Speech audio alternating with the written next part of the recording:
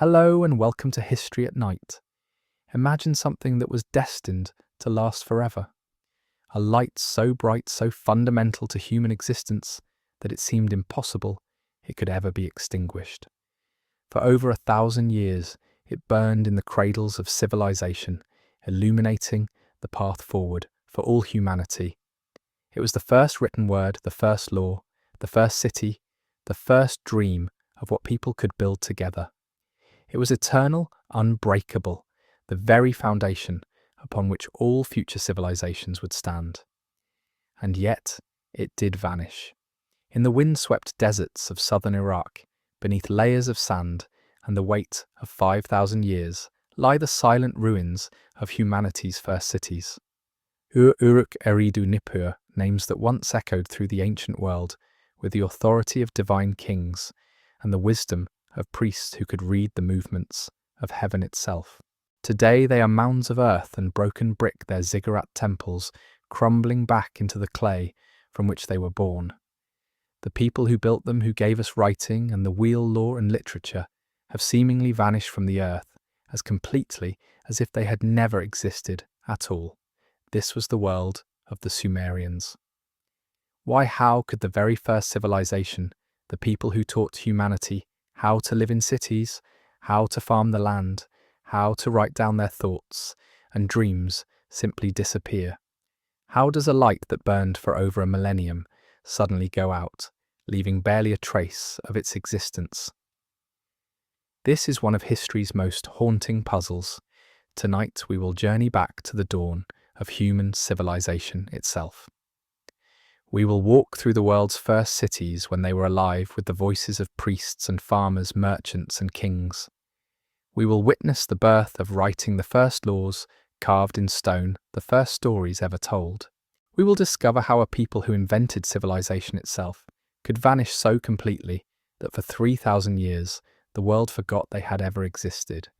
And we will ask the question that has puzzled historians and archaeologists for generations: where did the Sumerians go?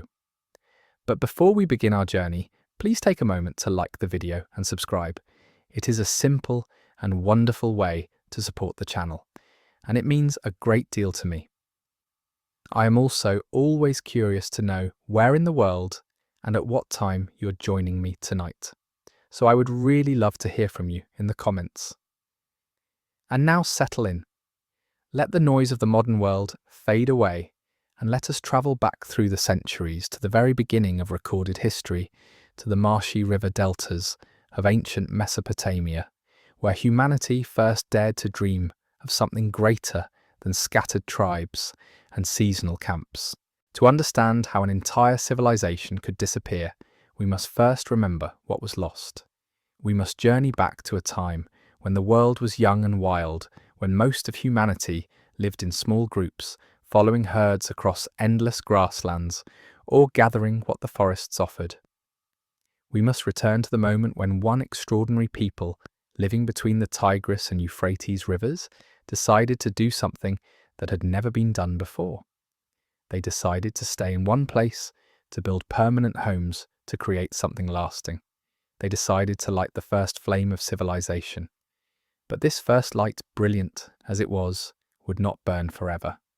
Like all flames, it would flicker dim and eventually be extinguished by the winds of time. Yet perhaps, as we shall discover, the light never truly went out.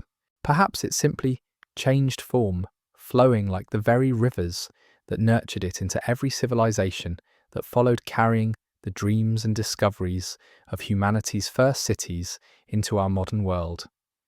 The mystery of their disappearance begins with the miracle of their existence.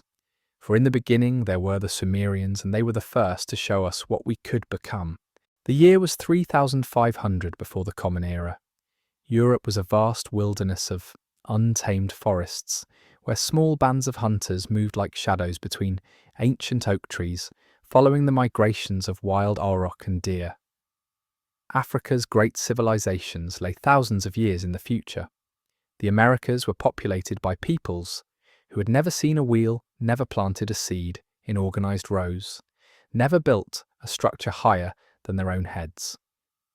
China remained a collection of scattered villages, along great rivers that had yet to be tamed. This was the world into which the Sumerians stepped forward, carrying the torch of an impossible dream. While the rest of humanity lived as their ancestors had for countless generations, following the rhythms of hunt and harvest, moving with the seasons, sheltering in temporary camps, one people in the river deltas of Mesopotamia dared to imagine something different. They envisioned permanent homes that would outlast their builders' cities, that would endure for generations, temples that would stand as bridges between earth and heaven. They dreamed of specialization, where one person could spend their entire life perfecting a single craft supported by the surplus created by others. It was a revolutionary idea. It was also terrifying. To settle permanently in one place meant abandoning the safety of mobility. It meant trusting that the rivers would continue to flood at the right times, bringing rich silt to fertilize their fields. It meant believing that they could defend fixed locations from raiders and rivals. It meant having faith that their children and grandchildren would want to continue this grand experiment in permanent civilization. The Sumerians chose to take that leap of faith, and in doing so, they lit the first flame of human civilization. The land they chose was both blessing and curse. The fertile alluvium between the Tigris and Euphrates rivers was rich beyond imagination, capable of supporting far larger populations than any hunting or gathering society. But it was also flat, defenseless, and utterly dependent on the temperamental flooding of rivers that could bring life-giving water one year and devastating destruction the next. There were no mountains to provide stone for building, no forest to supply timber. Even metal had to be imported from distant lands. Yet somehow from these challenges the Sumerians created advantages. They learned to make bricks from the abundant clay and reeds. They developed intricate canal systems to control the flooding rivers. They became master traders, exchanging surplus grain for the stone and metal and timber their land could not provide. Most remarkably of all, they invented writing to keep track of their increasingly complex society. This was humanity's first great transformation. For hundreds of thousands of years, our species had lived much the same way. In small mobile groups, their knowledge passed down through spoken word and demonstrated skill. The Sumerians changed everything. They created the first urban societies, the first specialized labor, the first written records, the first formal laws. They invented the wheel, the plough, the sailboat, the calendar. They gave us mathematics and astronomy, poetry, and epic literature. But perhaps their greatest achievement was simply proving that it could be done. They demonstrated that human beings were capable of creating something larger and more enduring than themselves, that cooperation and innovation could triumph over the chaos of an untamed world. They showed future civilizations what was possible. By 3000 before the Common Era, when Egypt was just beginning to unite under its first pharaohs and the Indus Valley civilization was taking its earliest tentative steps toward urbanism, the Sumerians had already been building cities for centuries. Their template became the blueprint for every urban civilization that would follow. Their innovations spread like ripples across the ancient world, carried by traders and conquerors, migrants and missionaries. They were the teachers of humanity's childhood. They were the first light in a world that had known only the flickering flames of campfires. Yet even as they achieved these unprecedented heights, even as they established patterns that would define human civilization for millennia to come, the seeds of their eventual disappearance were already being planted. Success brought new challenges. Urban life created new vulnerabilities. The very innovations that made their civilization possible also made it fragile in ways their ancestors' mobile lifestyle had never been. The first light was brilliant, but it cast long shadows. And in those shadows, the future was already taking shape, a future that would eventually see the Sumerians themselves fade into legend and myth, their cities buried beneath the accumulated dust of centuries, their language forgotten, their very existence questioned by scholars who could not believe that civilization could have begun so early achieved so much, and then vanished so completely. But that ending was still far in the future, for now in the dawn of the third millennium before Christ's Sumerian civilization stood at its magnificent beginning, ready to show the world what human beings could accomplish when they dared to dream of permanence. Imagine holding in your hands the very first book ever written, not printed on paper, but pressed into soft clay with a reed stylus, each wedge-shaped mark, a small miracle of human ingenuity. The words are 4,000 years old, yet they speak to you across the centuries, with a voice as clear and urgent as if they had been written yesterday. They tell of friendship and loss, of the search for immortality, of floods that cover the earth, and heroes who challenge the gods themselves. This was the gift the Sumerians gave to all humanity, not just writing, but the very idea that human thoughts could be captured, preserved, and shared across generations. Before them, knowledge lived only in memory, fragile as breath dying with each person who carried it. After them, human wisdom became eternal. The first written words emerged not from poetry or philosophy, but from the mundane necessities of urban life. Sumerian merchants needed to keep track of grain shipments, livestock counts, and textile production. Temple priests required precise records of offerings and festival dates. City administrators had to monitor tax collection and labor assignments. The complexity of civilized life demanded a tool that memory alone could not provide, so they created one. Using nothing more sophisticated than a sharpened reed and tablets of wet clay, Sumerian scribes began making marks that represented not just objects, but ideas, sounds, abstract concepts. What began as simple pictographs, a circle for the sun, wavy lines for water, gradually evolved into the world's first true writing system. They called it cuneiform, from the Latin word for wedge, and it would endure for over 3,000 years. But the Sumerians did not stop with accounting records and administrative documents. Once they had unlocked the secret of preserving thought in written form, they began to explore the full potential of their discovery. They wrote down their laws, ensuring that justice would be consistent and enduring rather than dependent on the whims of individual rulers. They recorded their religious beliefs, their creation myths, their understanding of the divine order that governed both heaven and earth. Most remarkably, they began to tell stories. Real stories with complex characters and universal themes that still resonate today. The Epic of Gilgamesh, carved into stone tablets around 2100 before the Common Era, tells of a king's friendship with a wild man named Enkidu, their adventures together, and Gilgamesh's desperate quest for immortality after his friend's death. It contains the world's first recorded account of a great flood that covers the earth, a story that would echo through countless later civilizations. These were not dry historical chronicles or religious instructions. They were literature, in the truest sense, stories that explored what it means to be human, to love and lose, to face mortality, and seek meaning in an uncertain world. The Sumerians had discovered that writing could do more than preserve facts. It could preserve the human heart itself. Their legal codes were equally revolutionary.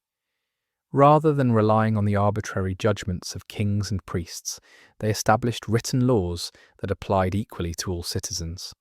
These codes covered everything from property rights to marriage contracts, from trade regulations to criminal punishments. They created the very concept of legal precedent, the idea that past decisions should guide future judgments. The impact of this innovation cannot be overstated. For the first time in human history, knowledge became cumulative rather than repetitive. Each generation could build upon the discoveries of their predecessors rather than starting from the beginning. Scientific knowledge, mathematical principles, medical techniques, engineering solutions, all could be preserved, shared, and improved upon. Writing transformed human society as profoundly as the development of agriculture or the domestication of animals. It made possible the complex administrative systems that allowed cities to grow far beyond the limits of face-to-face governance. It enabled the creation of schools and the formal training of specialists. It allowed for the development of abstract thinking and complex philosophical systems. The first light of civilization was burning brighter now, illuminated by the accumulated wisdom of generations. Sumerian scribes trained in temple schools from childhood became the keepers of humanity's growing store of knowledge. They copied and recopied the ancient texts, preserving them through centuries of political upheaval and social change. Yet even as they created this magnificent system for preserving knowledge, the Sumerians could not have imagined that one day their own language would be forgotten, their own texts left unread for thousands of years. They could not have foreseen that the very writing system they invented would eventually be abandoned, replaced by alphabetic scripts that their descendants would find easier to learn and use. Though irony is profound, the people who gave humanity the gift of written memory would themselves be forgotten, their voices silenced, their stories buried beneath layers of sand and time. The civilization that invented the preservation of knowledge would see its own knowledge lost, but their legacy endured in ways they never could have imagined. Every law code that followed drew from their precedents. Every epic poem echoed their themes. Every school and library and archive traced its lineage back to those first Sumerian scribes who dared to believe that human thoughts were worth preserving. The first light was spreading now, carried by merchants and conquered by armies, adapted and adopted by peoples across the ancient world. The morning sun rose over Ur in the year 2000, before the Common Era, casting long shadows across the greatest city the world had ever known. From the towering ziggurat at its heart to the humble workshops along its outer walls, the city hummed with a complexity that would have seemed impossible to earlier generations.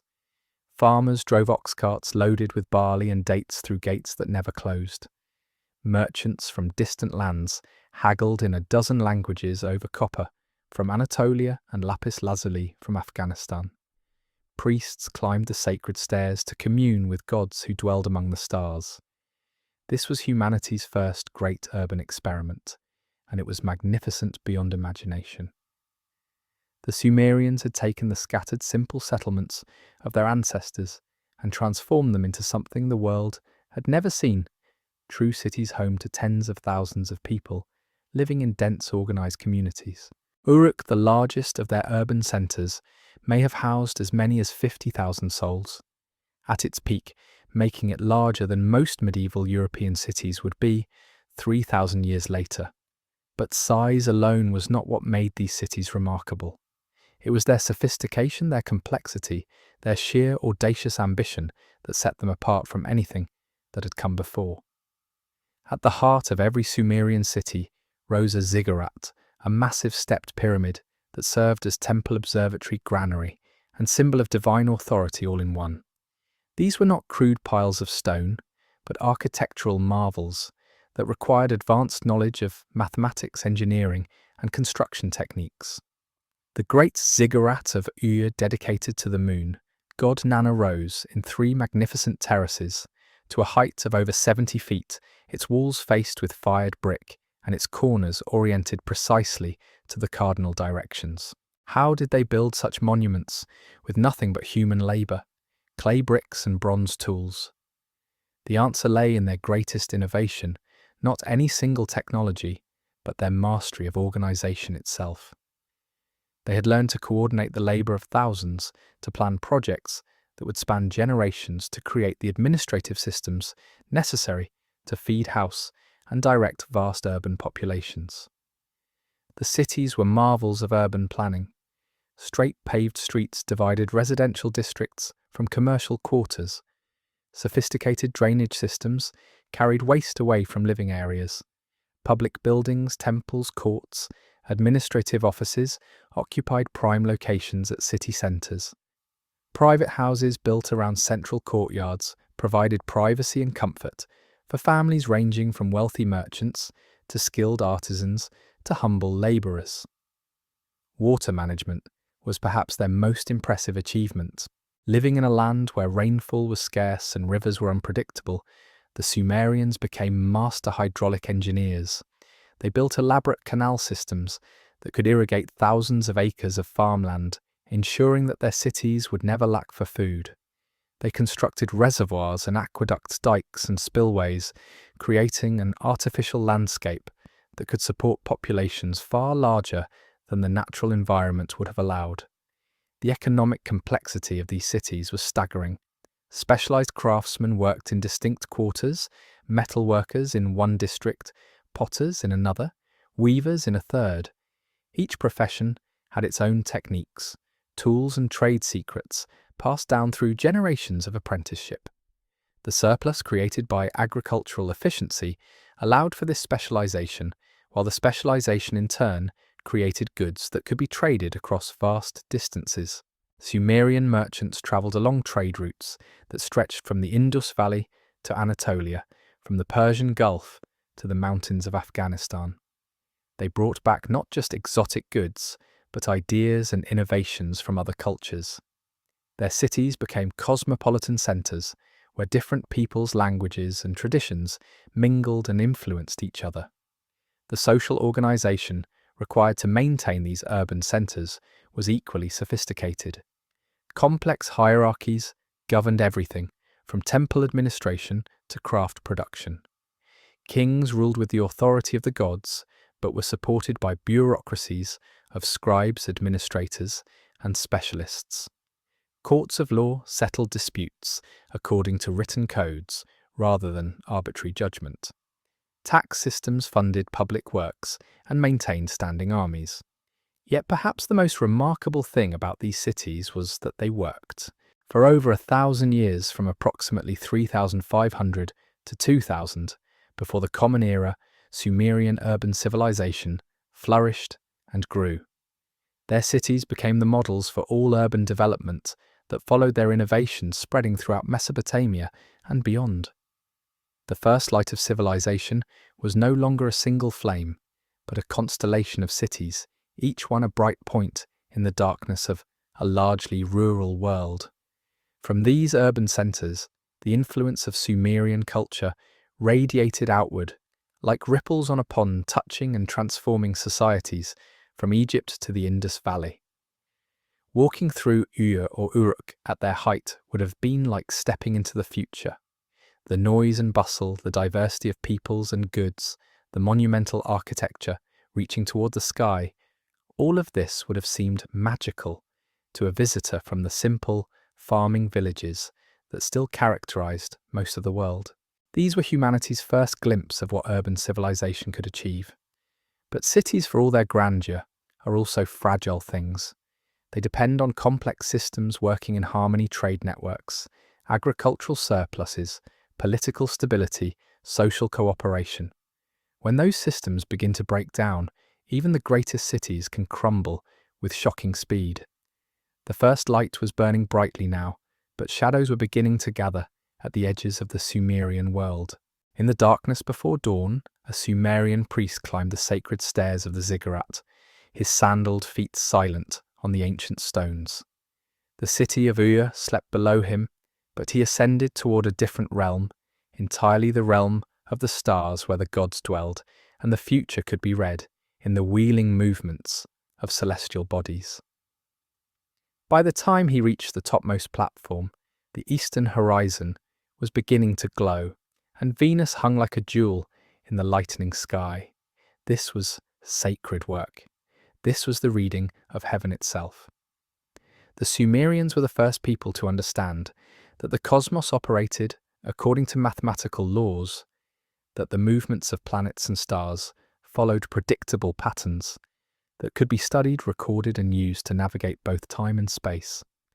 Their priest astronomers spent centuries mapping the night sky, dividing it into constellations, tracking the paths of wandering stars, calculating the length of years and the timing of seasons. They created the first calendar, a lunar system that divided the year into 12 months and established the 7-day week that we still use today. They identified the zodiac and gave names to constellations that would echo through every civilization that followed. Their mathematical innovations, the base 60 numbering system, the division of circles into 360 degrees, the concept of place value became the foundation for all future astronomical and mathematical work. But their genius lay not just in observation, but in application. They used their astronomical knowledge to create the most sophisticated agricultural system the world had ever known. By understanding the seasonal flooding patterns of the Tigris and Euphrates rivers, they could predict with remarkable accuracy when to plant crops, when to harvest, when to prepare for flood or drought. The result was abundance beyond anything their ancestors could have imagined. Sumerian farmers produced surpluses large enough to feed not just themselves, but the entire complex urban civilization that depended on their labor. They developed new crop varieties, improved irrigation techniques, and invented the plough, device so revolutionary that it would remain virtually unchanged for thousands of years. Their mastery of agriculture was matched by their skill in craftsmanship. Sumerian artisans worked in materials brought from the ends of the known world, creating objects of stunning beauty and sophistication. Gold jewelry of intricate design adorned the bodies of kings and queens. Silver vessels gleamed on temple altars. Bronze weapons and tools demonstrated a metallurgical knowledge that would not be surpassed for centuries. The royal cemetery of Ur, discovered by archaeologists in the 20th century, revealed treasures that took the breath away from seasoned excavators. Golden helmets beaten into impossibly thin sheets, lyres inlaid with precious stones and decorated with mythological creatures, headdresses of such delicate beauty that they seemed to have been made by gods rather than human hands. But perhaps their most remarkable creation was less tangible, their understanding of divine order itself. The Sumerians believed that the gods had established cosmic laws that governed everything from the flooding of rivers to the behavior of kings. These laws were not arbitrary or capricious, but rational and discoverable. This belief led them to create some of humanity's most enduring innovations. Their legal systems assumed that justice should be consistent and predictable, based on written laws rather than the whims of rulers. Their medicine combined spiritual healing with practical treatments based on careful observation of symptoms and remedies. Their engineering projects, canals, temples, city walls, demonstrated an understanding that the physical world operated according to mathematical principles that could be studied and applied. The influence of these innovations spread far beyond the borders of Sumer itself. Egyptian mathematics drew heavily from Sumerian precedents. Greek astronomy built upon foundations laid by Mesopotamian star watchers. Roman law echoed principles first established in Sumerian legal codes. The very concept of civilization, the idea that human beings could create ordered, peaceful, prosperous societies through cooperation and innovation, was their gift to all future generations. They became the teachers of the ancient world. Scribes from other lands came to study in Sumerian schools. Kings from distant kingdoms sought the advice of Sumerian priests and scholars. Trade networks carried not just goods, but ideas and techniques across vast distances, spreading Sumerian innovations throughout the known world. Yet even as they reached these unprecedented heights of achievement, even as they established patterns that would define human civilization for millennia to come, the Sumerians themselves were beginning to face challenges that would ultimately prove insurmountable. Their very success had created vulnerabilities their simpler ancestors had never known. Urban populations required constant supplies of food from the countryside. Complex irrigation systems needed constant maintenance and protection from enemies. Specialized craftsmen and administrators had to be fed and housed by the labor of others. Trade networks that brought prosperity also brought contact with hostile neighbors who coveted Sumerian wealth. The first light was burning at its brightest now, illuminating achievements that would inspire wonder and admiration for thousands of years to come. But light, however brilliant, always attracts attention from those who dwell in darkness. And in the mountains and deserts surrounding the fertile river valleys of Mesopotamia, peoples with different languages, different gods, and very different ideas about how the world should be organized were beginning to cast hungry glances toward the wealth and sophistication of the Sumerian cities. The keepers of heaven and earth had unlocked secrets that would echo through eternity, but they could not unlock the secret of permanence itself. In the sacred chamber, at the heart of the great ziggurat of Ur, where earthly stone reached toward divine heaven, a king knelt before an altar that had witnessed the prayers of 100 generations. The golden light of oil lamps flickered across walls carved with images of gods and mortals walking side by side, their hands joined in eternal covenant. This was more than worship. This was communion between two worlds, a conversation between the realm of humanity and the dwelling place of the divine. For in ancient Sumer, kings did not merely rule by divine appointment, they ruled as living gods themselves. This was the golden age of Sumerian civilization, when the impossible dream of the first urban builders had matured into something magnificent beyond their wildest imaginings. The scattered city-states of earlier centuries had evolved into powerful kingdoms, where divine authority flowed seamlessly from heaven to earth, where the word of a king carried the weight of cosmic law, where temples served simultaneously as palaces, treasuries, administrative centers, and gateways to the eternal. The Sumerian concept of kingship was unlike anything the world had seen before, or would see again. Their rulers were not merely political leaders or military commanders, but living embodiments of divine will on earth. Each king served as the earthly representative of the city's patron god, responsible not just for governing people, but for maintaining the cosmic order that kept heaven and earth in proper alignment. Consider Gilgamesh of Uruk, perhaps the most famous of all Sumerian kings, whose exploits were celebrated in epic poems for over 2,000 years after his death. Historical records suggest he lived around 2,700 before the Common Era, but legend transformed him into something far greater than a mortal ruler. In the epic tales carved into stone tablets, he was 2/3 divine and 1/3 human-possessed of supernatural strength and wisdom, chosen by the gods to bridge the gap between mortal and immortal realms. But Gilgamesh was not unique in this divine status. Every Sumerian king was understood to be a sacred figure, selected by the gods and invested with their authority. Royal coronations were elaborate religious ceremonies conducted in temple complexes that served as the very center of urban life. The king's palace was not separate from the temple, but part of it, symbolizing the unity of earthly and divine governance. These royal temple complexes were architectural marvels that demonstrated the full flowering of Sumerian civilization.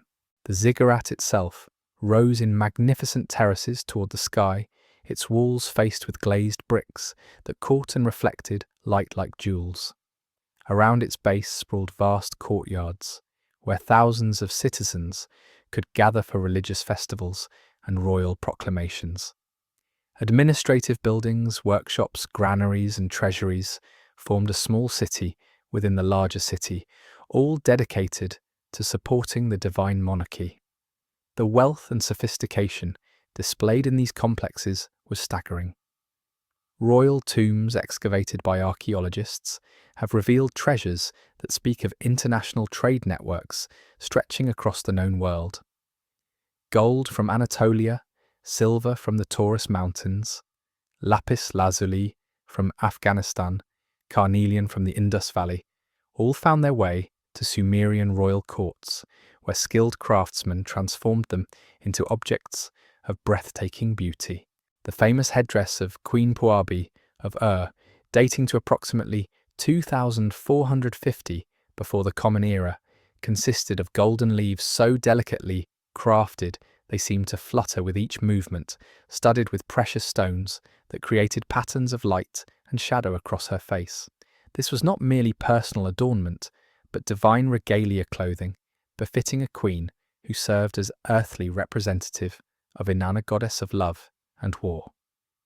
But the true power of these divine monarchs lay not in their material wealth, impressive as it was, but in their role as mediators between human and divine worlds.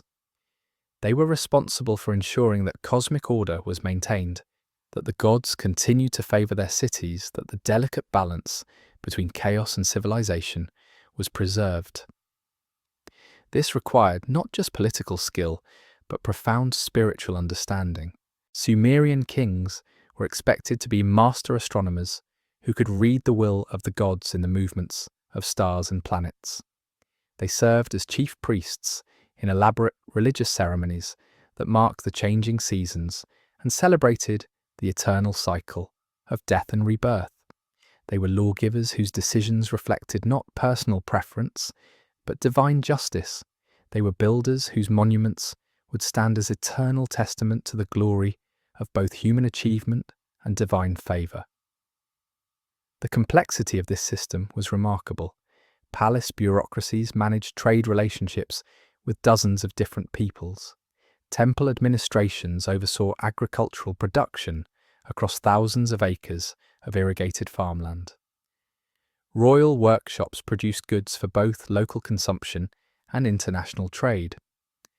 Court schools trained the scribes and administrators necessary to maintain this elaborate civilization. For several centuries, this system worked magnificently. The great kings of Sumer presided over an era of unprecedented prosperity and cultural achievement. Their cities grew larger and more beautiful. Their trade networks extended farther than ever before. Their artistic and intellectual accomplishments reached heights that would not be equaled for generations to come. The first light of civilization was burning at its absolute brightest, now concentrated in the persons of kings who walked with gods and spoke with divine authority. But even divine authority, as the Sumerians would soon discover, could not protect against the fundamental vulnerabilities that came with the very success they had achieved. The year was 2300 before the Common Era. In the grand palace of Akkad, a Sumerian scribe bent over a clay tablet, his reed stylus moving with practiced precision as he recorded the day's grain deliveries. The numbers should have been reassuring: another successful harvest, another season of abundance. But something in the pattern troubled him. The yields were declining subtly but persistently year after year. The great irrigation canals that had fed Sumerian cities for over a millennium were beginning to show signs of stress. Paradise in Mesopotamia, it seemed, was more fragile than anyone had imagined. The first cracks in the foundation of Sumerian civilization were not dramatic. They did not announce themselves with earthquakes or invasions, or the dramatic collapse of dynasties. Instead, they appeared quietly, almost invisibly, in the accumulated weight of small problems that individually seemed manageable, but together hinted at something more troubling. The irrigation systems that had made Sumerian civilization possible were slowly dying. After centuries of intensive agriculture, the ancient canals were silting up faster than they could be cleared. Salt deposits, the inevitable byproduct of irrigation in an arid climate, were building up in the soil, reducing crop yields and forcing farmers to abandon fields that had been productive for generations.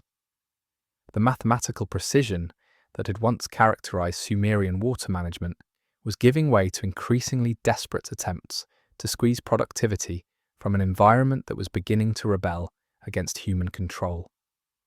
But the environmental challenges were only part of a larger pattern of vulnerability that success itself had created. The very complexity that had made Sumerian cities marvels of human achievement also made them dependent on countless interlocking systems, any one of which could fail with catastrophic consequences. Consider the delicate balance required to maintain urban populations in the tens of thousands. Food had to flow continuously from countryside to city, carried along trade routes that stretched for hundreds of miles. Craftsmen required raw materials imported from distant lands, copper from Anatolia, timber from the Zagros Mountains, precious stones from regions far beyond Sumerian control.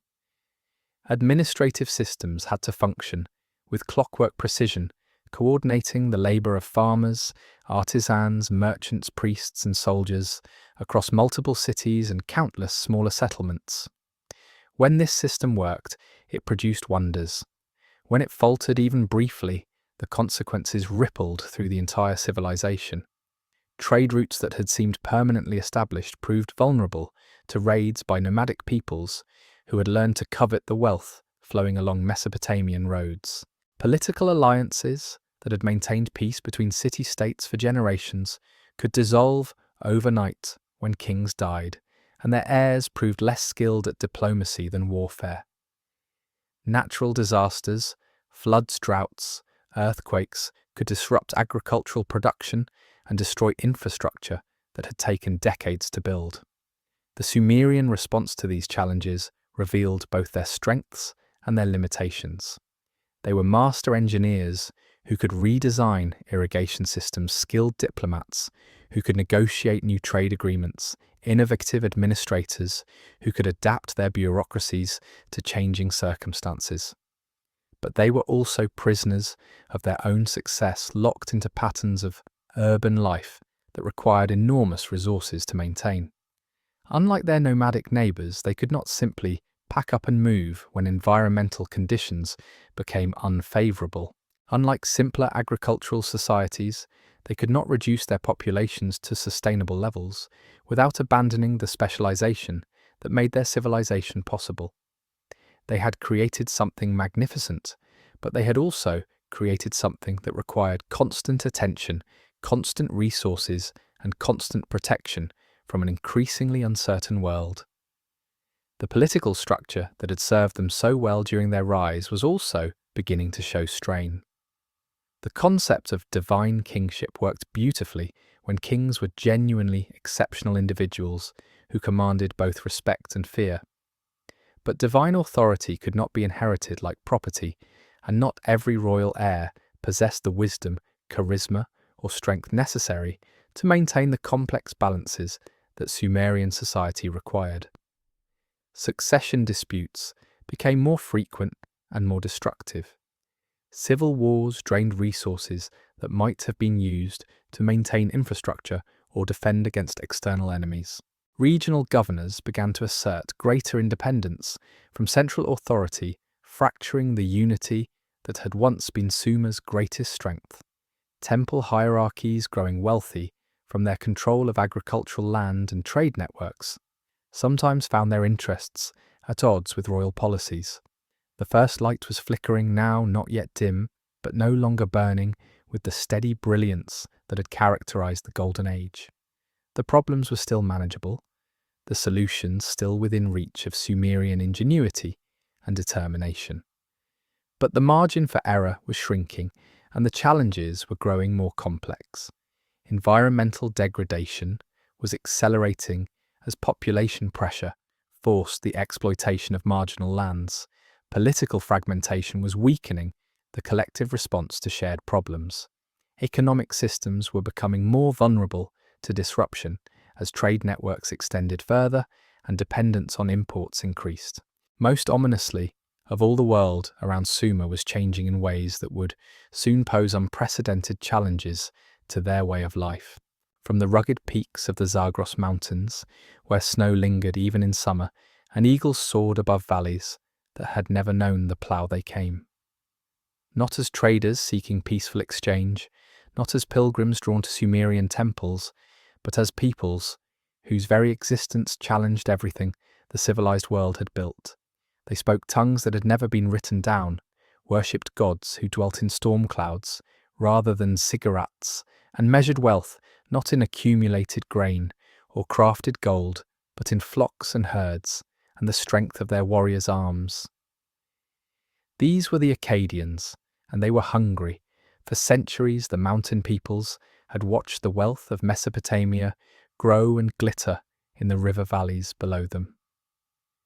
They had seen the great cities rise, the trade caravans pass laden with treasures, the abundance that flowed from Sumerian fields and workshops. They had learned enough of civilization to understand its value, but they remained outsiders to its benefits, dwelling in a harder world where survival depended on mobility toughness and the willingness to take what could not be grown or made. Their leader was a man named Sargon, and his story would echo through the ages as the first great tale of empire. Born according to legend as a foundling child, set adrift on the river in a basket of reeds, he had risen from humble origins to become something the Sumerian world had never encountered before. A king who ruled not by divine appointment to a single city, but by conquest over many cities, a warlord who transformed scattered tribes into the ancient world's first multi-ethnic empire. The Akkadians were Semitic peoples speakers of a language completely different from Sumerian. Where Sumerian was the tongue of settled farmers and urban craftsmen, Akkadian was the language of nomads and herders, rich in words for movement and warfare, for the reading of weather patterns and the management of livestock. Their gods were not the orderly deities of agricultural cycles and astronomical observations, but fierce spirits of storm and desert, of lightning and flood, of the wild forces that civilization sought to control.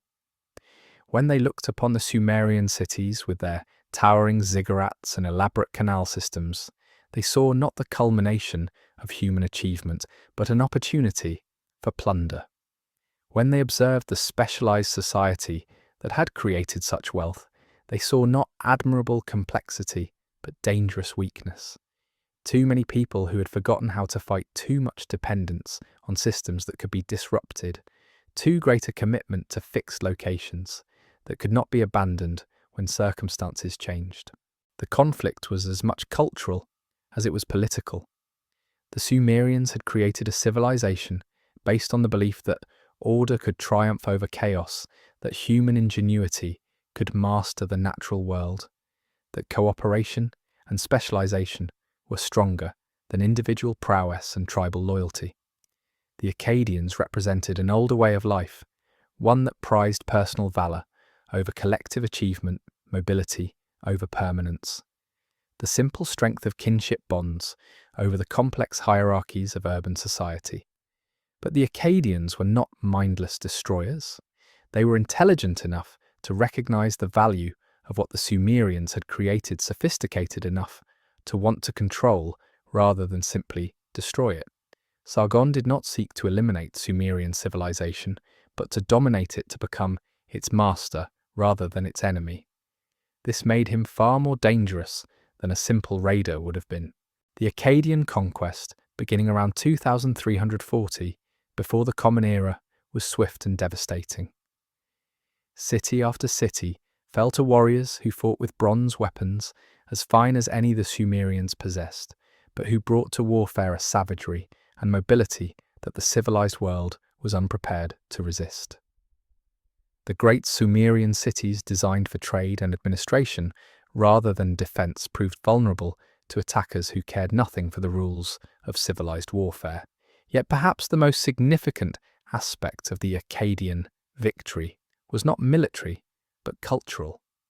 For the first time in their history, the Sumerians found themselves ruled by foreigners who spoke a different language, worshipped different gods, and organized society according to different principles. The divine kings who had mediated between human and celestial realms were replaced by conquerors, whose authority derived from military power rather than religious tradition. This was more than political change. It was the beginning of the end of Sumerian civilization as a living culture. Under Akkadian rule, Sumerian remained the language of learning and religion, but Akkadian became the language of government and trade. Sumerian gods continued to be worshipped, but often in forms adapted to Semitic religious concepts. Sumerian traditions persisted, but as preserved artifacts rather than living customs. The first light was no longer burning pure and bright. It was being filtered through foreign lenses, changed by alien hands, adapted to serve purposes its creators had never imagined. The transformation was gradual, often subtle, but it was profound and ultimately irreversible. The shadows from the mountains had fallen across Mesopotamia, and they would never fully lift again. Time is the most patient destroyer of all. It works not with the sudden violence of earthquake or war, but with the slow persistence of water wearing away stone of wind, grinding mountains into sand of seasons, turning one into another, until years become decades and decades become the long centuries that bury civilizations beneath layers of accumulated dust and faded memory. For the Sumerians, time had become an enemy. The Akkadian conquest had been only the beginning. In the centuries that followed, Sargon's victories, wave after wave of foreign peoples, swept down from the mountains and across the deserts, each bringing their own languages, their own gods, their own ideas about how the world should be organized. Babylonians, Assyrians, Elamites, Kassites, the names changed, but the pattern remained constant.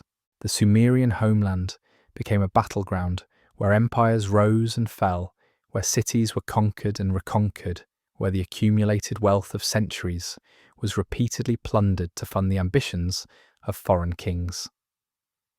Each conquest took something irreplaceable, not just gold and silver, though the treasuries of Sumerian temples were stripped again and again to pay for wars they had never wanted. Not just buildings and monuments, though the great ziggurats were damaged by siege engines and neglected by rulers who cared more for their own architectural projects than for maintaining the sacred structures of a foreign people. What was lost was more subtle and more devastating, the living continuity of Sumerian culture itself. Under foreign rule, the old patterns began to break down. Sumerian remained the language of scholarship and religion, but fewer and fewer people spoke it as their native tongue. The complex administrative systems that had managed irrigation networks and coordinated trade relationships were simplified or abandoned entirely by rulers who preferred their own methods of governance. The specialized crafts that had created objects of stunning beauty were gradually replaced by mass production techniques that valued efficiency over artistry. The environmental problems that had begun to appear even during the Golden Age accelerated under the pressure of constant warfare. Irrigation canals, damaged by armies and neglected by governments, focused on military campaigns rather than agricultural infrastructure, filled with silt and became useless. Salt built up in the soil, the inevitable consequence of intensive irrigation in an arid climate, rendered vast areas of once fertile farmland barren and worthless. The great Sumerian cities began to shrink, not suddenly but gradually, as trade networks were disrupted by political instability and agricultural production declined due to environmental degradation. Neighborhoods were abandoned as populations moved elsewhere in search of better opportunities. Workshops closed as the demand for luxury goods decreased and the supply of raw materials became unreliable. Even more devastating was the loss of knowledge itself. The scribal schools where young Sumerians had learned to read and write their ancient language began to close, as fewer families saw value in an education that prepared their children for a world that no longer existed. The great libraries where thousands of clay tablets preserved the accumulated wisdom of centuries were neglected, as new rulers showed little interest in preserving the intellectual heritage of their subjects. This was not the dramatic destruction of a single, catastrophic moment, but something far more insidious, the slow erosion of a civilization's ability to reproduce itself. Each generation that grew up under foreign rule was a little less Sumerian than the one before. Each decade that passed saw a few more traditions, abandoned a few more skills, forgotten a few more connections to the ancient past, severed forever. The first light was dimming now, its steady brilliance reduced to a flickering glow that grew weaker with each passing year. The innovations that had made Sumerian civilization possible, the complex urban organization, the specialized labor, the accumulated knowledge of generations remained, but they were increasingly in the hands of people who understood them as techniques to be exploited rather than as sacred trusts to be preserved and perfected. Wars drained not just treasuries but human resources. The constant need to defend against invasions or to participate in their rulers' military campaigns drew men away from the productive labor that sustained civilization. Fields were left untended during crucial planting and harvest seasons. Workshops stood empty as their skilled workers served in armies that fought for causes that meant nothing to them. Young men who might have become the next generation of engineers, astronomers, artists, and scholars instead died on battlefields far from their homes. Natural disasters which a strong and unified Sumerian civilization might have survived and recovered from became devastating when they struck a society already weakened by political fragmentation and economic decline. Floods that destroyed cities could not be repaired quickly when governments lacked the resources and organization necessary for major reconstruction projects. Droughts that disrupted agricultural production led to famines when trade networks were too disrupted to import food from other regions. The weight of centuries was pressing down now each year, adding its burden to what had already become almost unbearable. The Sumerian achievement, humanity's first successful urban civilization, was being slowly crushed beneath the accumulated problems of a world that had grown too complex, too fragmented, too violent to sustain the delicate balances that civilized life required. The first light was still burning, but barely, and in the growing darkness that surrounded it, forces were gathering that would soon extinguish it forever. There comes a moment in the death of every civilization when something irreversible happens. Not the fall of a city or the defeat of an army, these can be rebuilt, these can be reversed. But the moment when a language dies as a living thing, when the last person who learned it at their mother's knee speaks their final words and takes with them into silence the very soul of a people. For the Sumerians, this moment came not with trumpets and battles, but with the quiet passing of unknown individuals whose names history never recorded, whose deaths marked the end of something that had endured for over 2,000 years. This was when the language died. Imagine the last native speaker of Sumerian, perhaps an elderly priest or priestess in some remote temple, speaking words that had been passed down unchanged, from parent to child, for countless generations. These were not just sounds or symbols carved into clay tablets, but living expressions of thought and emotion, prayers and poetry, the everyday language of market and home and heart.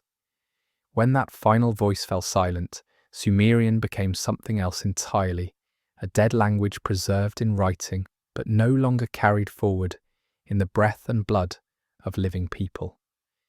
The transition was gradual, almost imperceptible to those who lived through it.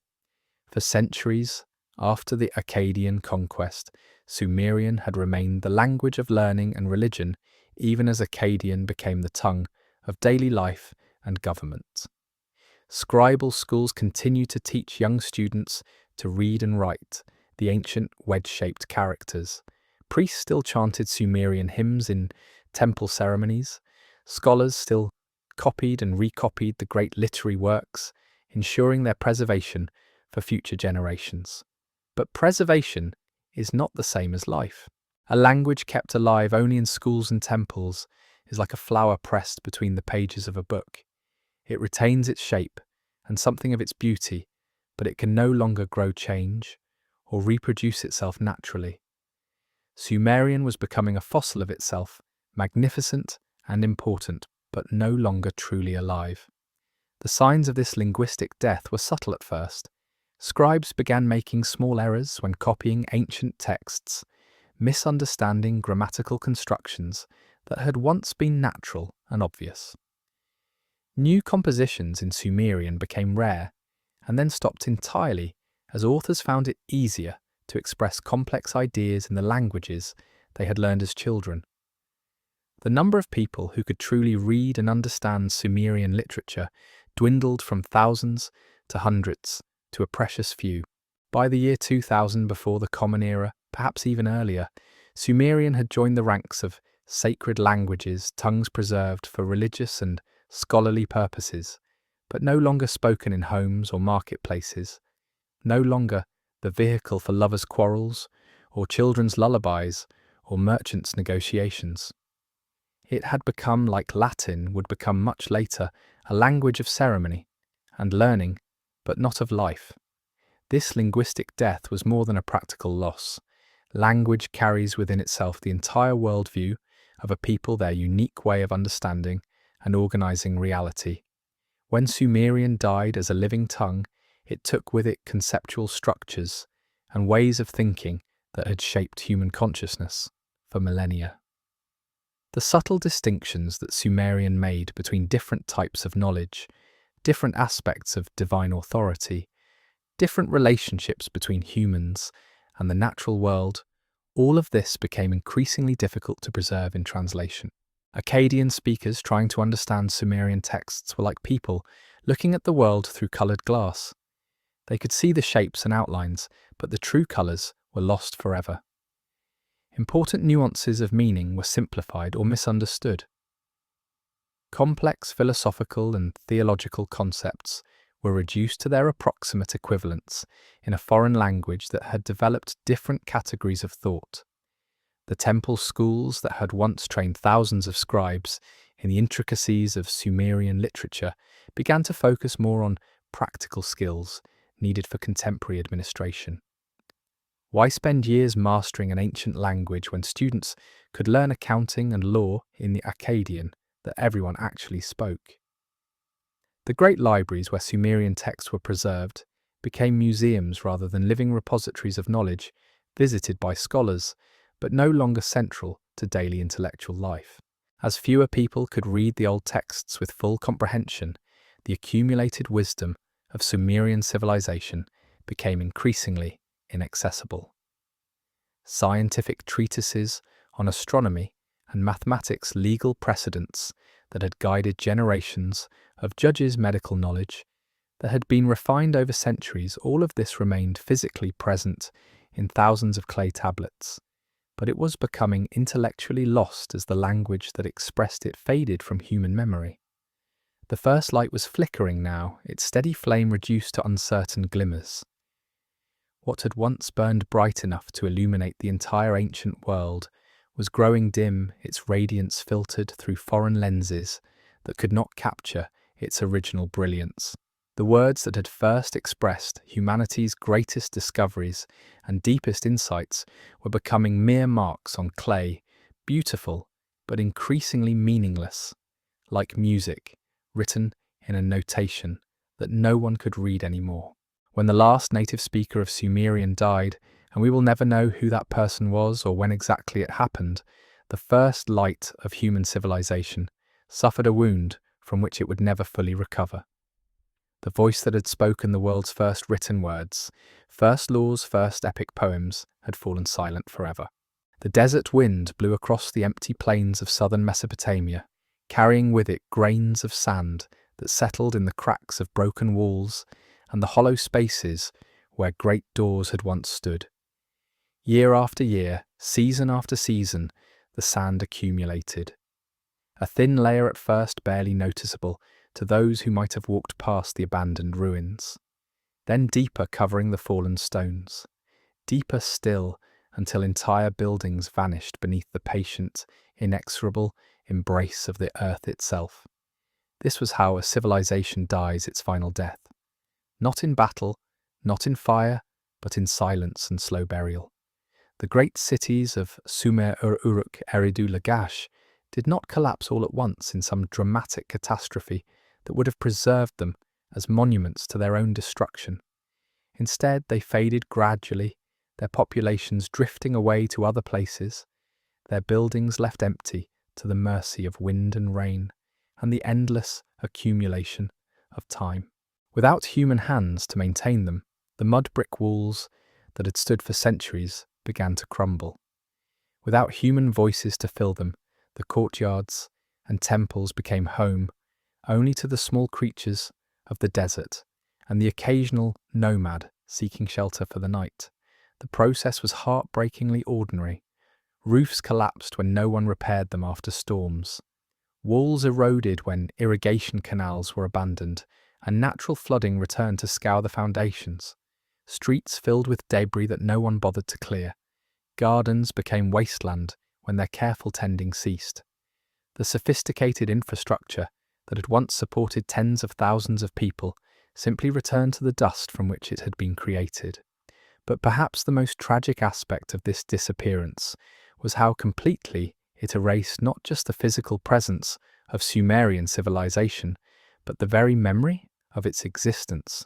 The people who had once lived in these cities did not simply vanish, they were absorbed into other populations, their bloodlines continuing, but their identity lost. Their descendants became Babylonians, Assyrians, Arabs, speaking new languages, worshipping new gods, following new customs that bore little resemblance to the traditions of their ancestors. The names of Sumerian kings became garbled legends in later mythology. Their gods were transformed beyond recognition or forgotten entirely. Their great achievements, the first writing system, the first law codes, the first urban civilization, were credited to other peoples who had built upon Sumerian foundations but no longer remembered their debt to these earliest innovators. History became a house built upon foundations that no one could see or remember. Within 1,000 years of their linguistic death, the Sumerians had become phantoms. Travelers might pass the mounds that covered their buried cities without knowing that beneath their feet lay the remains of humanity's first urban experiment. Shepherds might graze their flocks over ground that concealed palaces where divine kings had once held court with gods. Farmers might plant crops in soil enriched by the debris of temples, where priests had first learned to read the movements of stars and planets. The irony was profound and heartbreaking. The people who had invented writing, who had created the first permanent records of human thought and achievement, had themselves become unrecorded, their existence questioned by later scholars who could not believe that civilization could have begun so early or achieved so much. The voices that had first learned to preserve human knowledge for eternity had themselves been silenced and forgotten. The cuneiform tablets that preserved their literature were buried in the ruins of their libraries, waiting for archaeologists who would not be born for thousands of years. The law codes that had established justice for the first time in human history lay cracked and covered in rooms that would not see daylight again until the 19th century of the Common Era. The epic poems that had first explored what it meant to be human rested in darkness, their words unread, their wisdom inaccessible to the civilizations that desperately needed their guidance. This was extinction in its most complete form.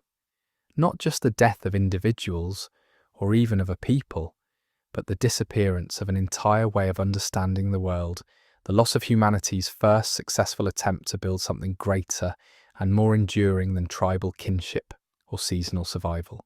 The first light of civilization had not simply been extinguished, it had been buried so deeply that future generations would not even know it had ever existed. The mounds grew higher with each passing century. Rain and wind, the feet of animals, and the wheels of carts, the simple passage of time itself, all contributed to the burial. Some mounds became so large they were mistaken for natural hills. Others were quarried for their ancient bricks, their archaeological treasures, scattered unknowingly across the countryside to build new houses and repair old walls. Occasionally, a farmer's plough might turn up a clay tablet covered with mysterious wedge-shaped marks, or a shepherd might notice carved stones among the debris.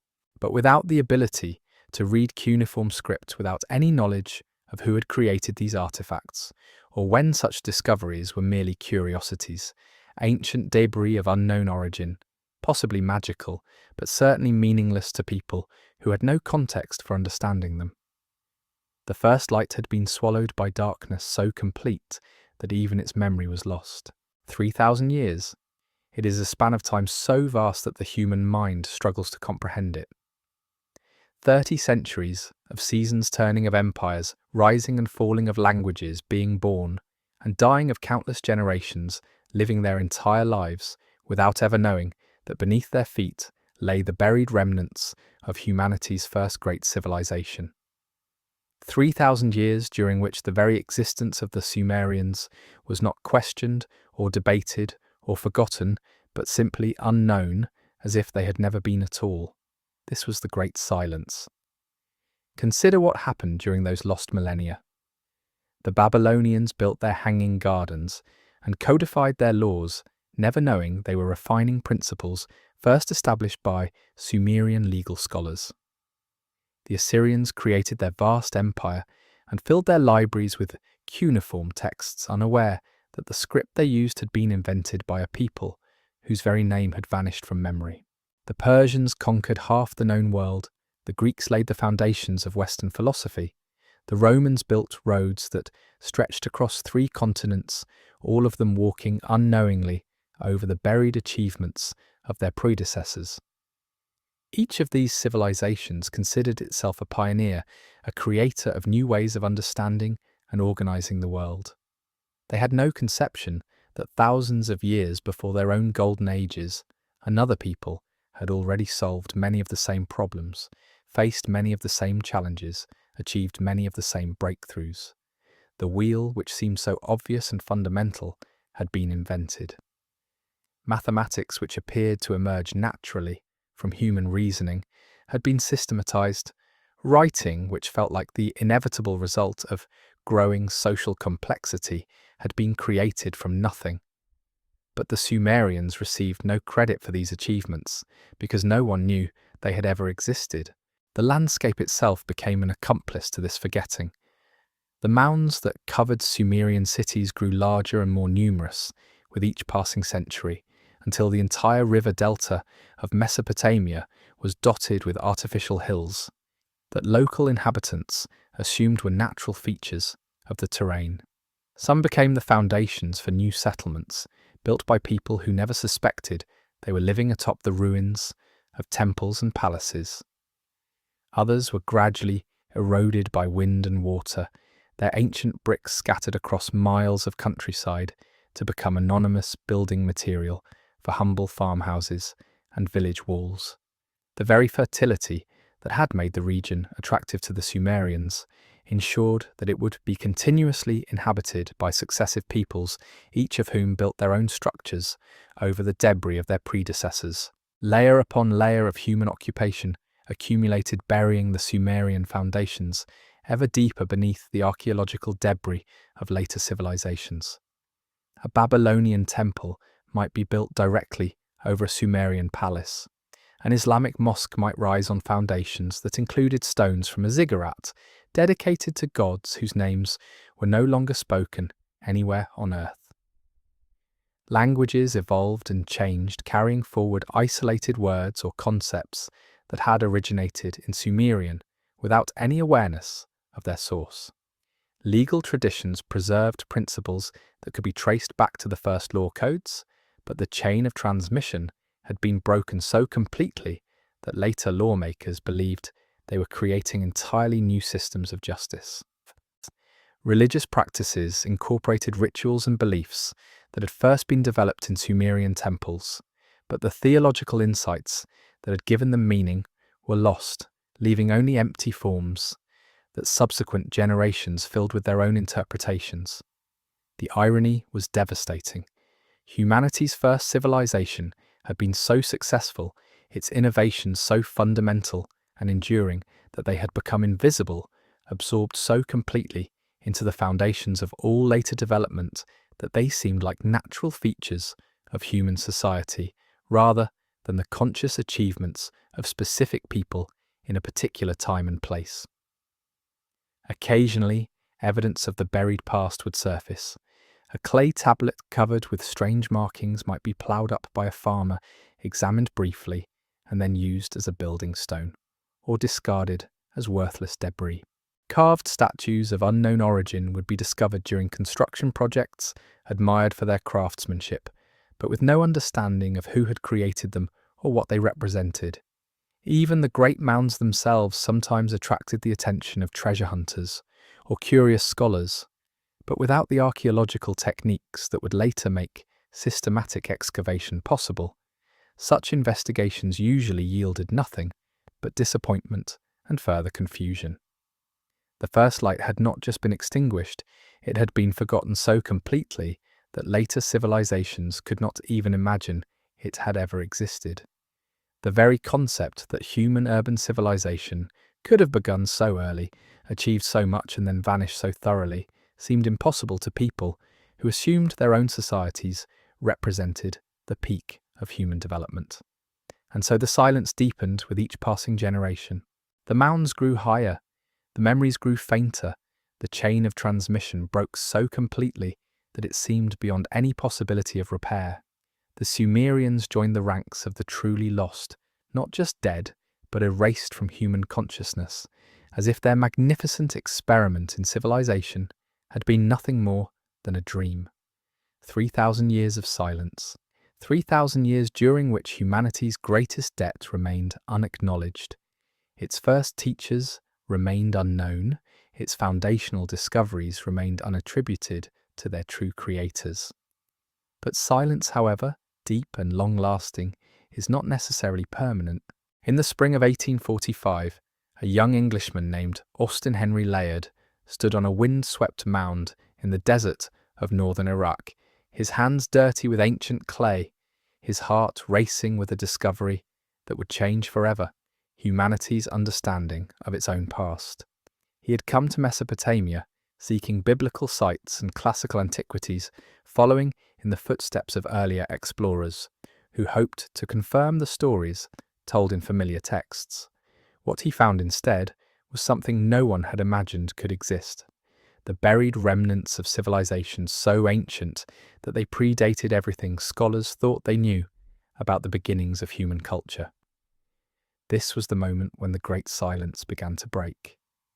The 19th century was an age of archaeological awakening, when European scholars and adventurers began to look beyond their own classical heritage to explore the buried secrets of more distant lands. Egypt had already yielded treasures that astounded the world: the Rosetta Stone, the tombs of pharaohs, hieroglyphs that could finally be read after millennia of mystery. Now attention was turning to the mysterious mounds of Mesopotamia, where local legends spoke of ancient cities buried beneath the earth, where strange bricks covered with wedge-shaped marks could sometimes be found by farmers and shepherds. The early excavations were crude by modern standards, more like treasure hunting than scientific archaeology. Teams of local workers dug into the mounds, with picks and shovels searching for sculptures and artifacts that could be shipped back to European museums. But what they found exceeded even their most ambitious hopes. Massive stone sculptures emerged from the earth-winged bulls with human heads, relief carvings depicting unknown kings and gods' inscriptions in scripts that no scholar could read. Layard and his contemporaries, Paul Emile Botta, Hormuzd, Rassam, George Smith, were uncovering evidence of civilizations that had no place in the accepted history of the ancient world. According to everything scholars thought they knew, Mesopotamia, in the 3rd millennium before the Common Era, should have been occupied only by primitive tribes, if by anyone at all. The idea that advanced urban civilizations could have flourished there thousands of years before the rise of classical Greece seemed impossible, yet the evidence kept accumulating. Palace after palace emerged from the earth, their walls covered with detailed reliefs depicting complex urban societies, advanced military technologies, sophisticated religious ceremonies. Libraries were discovered containing thousands of clay tablets, covered with cuneiform writing, not just a few scattered documents, but entire archives that spoke of vast administrative systems, international diplomacy, literary achievements that rivaled anything produced in later periods. The breakthrough came with the decipherment of cuneiform itself. Scholars working with inscriptions in Old Persian, Akkadian, and other known languages gradually unlocked the secrets of the wedge-shaped script, developing techniques that allowed them to read texts that had been silent for millennia. What they discovered astonished them. These were not the crude records of primitive peoples, but sophisticated literature, complex legal codes, scientific treatises, religious texts of profound philosophical depth. And beneath the Akkadian and Babylonian layers, they began to find something even more extraordinary. Tablets written in a language unlike any other known script, using cuneiform characters, but applying them to express concepts and grammatical structures that seemed to come from a completely different linguistic tradition. This was Sumerian humanity's first written language, preserved in clay for over 4,000 years, waiting for someone with the patience and skill to give it voice again. The realization of what they had discovered came slowly. This was not just another ancient civilization to be added to the textbooks alongside Egypt and Babylon. This was the source, the origin, the first flowering of urban human culture itself. The Sumerians had not simply been another advanced society, they had been the teachers of all the societies that followed, the inventors of the basic technologies and institutions that made civilization possible.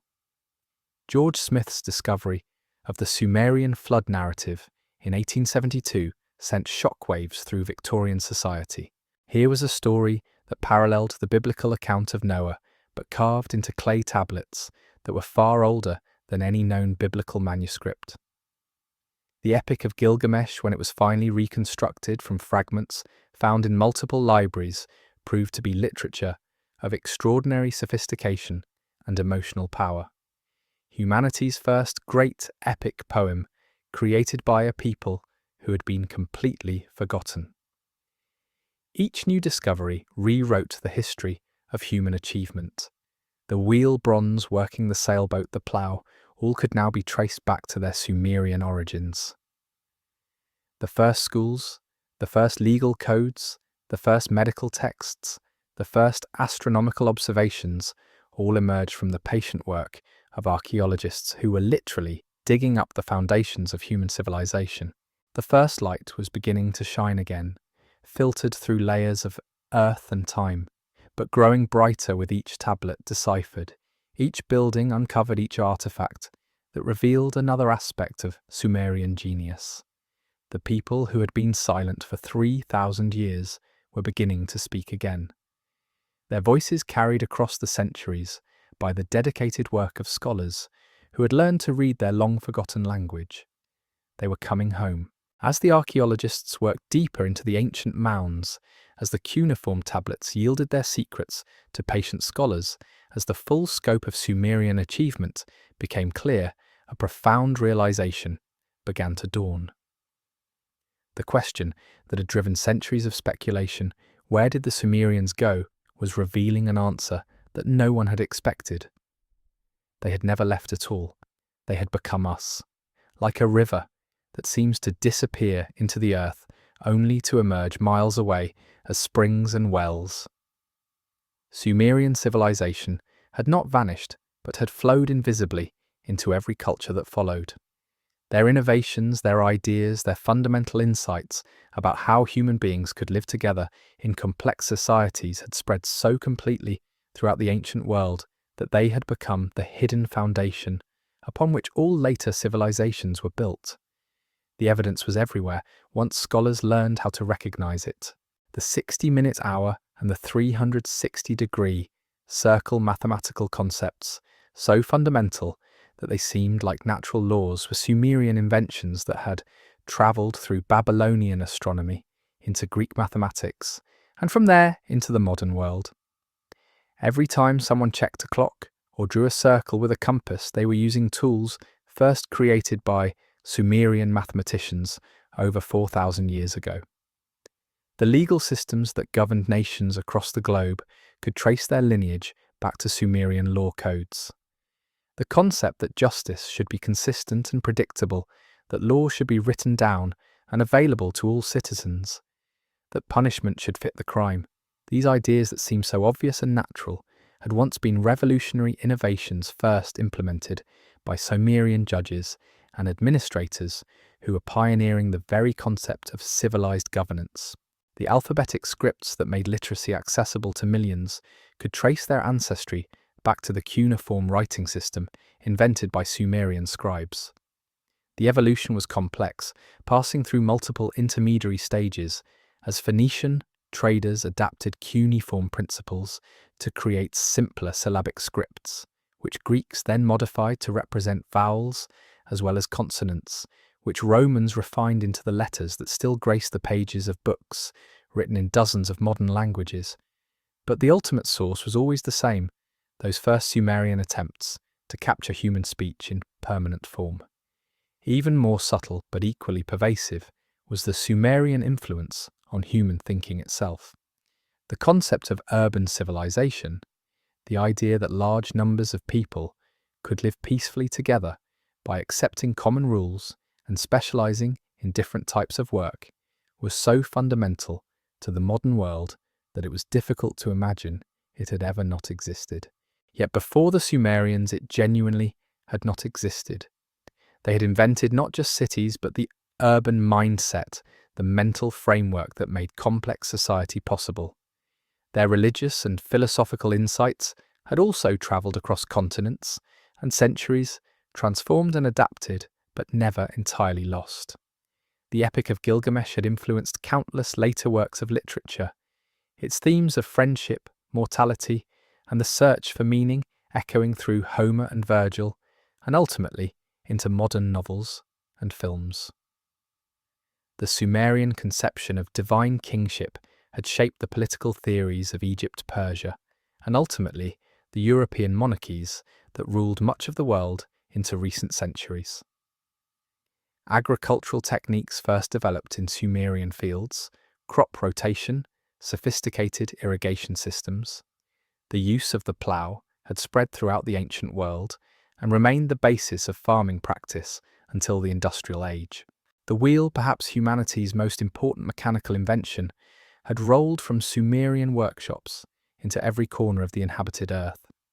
Even seemingly simple innovations like the sailboat and the potter's wheel could be traced back to their Sumerian origins. But perhaps the most remarkable discovery was how directly many modern institutions could be connected to Sumerian precedents. Schools organized around formal curricula and trained teachers' hospitals that combined spiritual and practical healing courts that relied on written records and legal precedents, libraries that preserved knowledge for future generations. All of these had first emerged in Sumerian cities and had been passed down through an unbroken chain of cultural transmission to the present day. The first light had never gone out. It had simply been divided into so many smaller flames, carried in so many different directions, adapted to so many different purposes that its original source had been forgotten. Like starlight that travels for millions of years across the universe, Sumerian innovations had journeyed across millennia and continents to illuminate aspects of modern life that their creators could never have imagined. This was the true answer to the mystery of Sumerian disappearance. They had not vanished into historical obscurity, but had achieved the only kind of immortality available to human civilizations. They had become so successfully integrated into the foundation of human culture that they were invisible, taken for granted, assumed to be natural features of organized society rather than the conscious achievements of specific people in a particular time and place. Every law court that dispensed justice according to written codes carried forward Sumerian principles. Every school that taught children to read and write honored Sumerian educational traditions.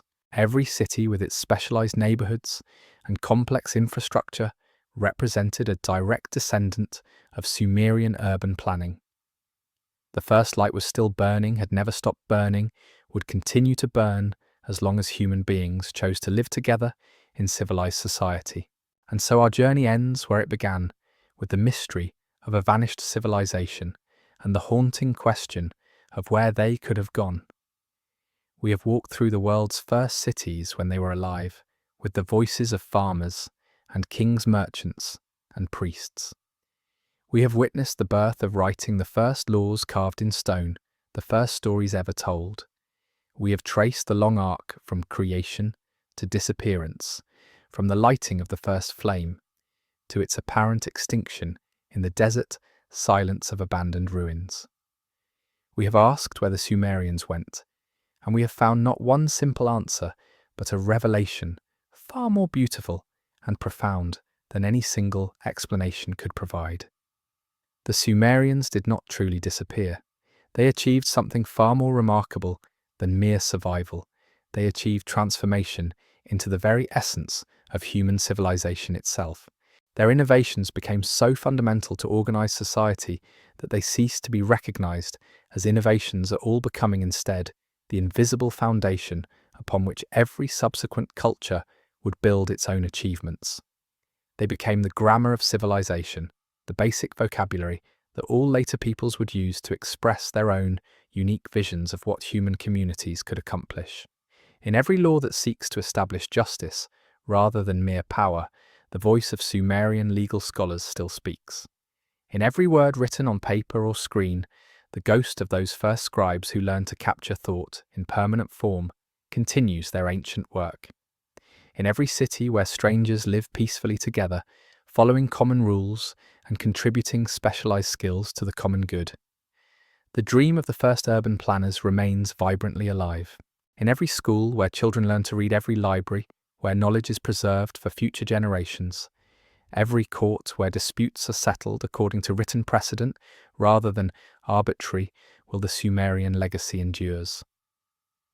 Perhaps this is the true gift of the first civilization, not the monuments they built, or the treasures they accumulated, but the ideas they discovered about what human beings could become when they chose cooperation over conflict, when they dared to imagine permanence in a world of constant change, when they believed that knowledge was worth preserving, and justice was worth pursuing, and beauty was worth creating, even in the face of inevitable mortality. These insights, once discovered, could never be entirely lost, no matter how completely the people who first articulated them might be forgotten. The first light did not go out. It became the dawn that illuminated all the days that followed, spreading across the world in the form of countless innovations and institutions that made civilized life possible. Every time a farmer plants crops in organized rows, every time a merchant uses standardized weights and measures, every time a student learns to read and write, every time a citizen expects to be governed by laws rather than whims, the Sumerian achievement lives on in new and ever-changing forms. To walk through any modern city is to walk through a living testament to Sumerian genius, though few recognize it as such.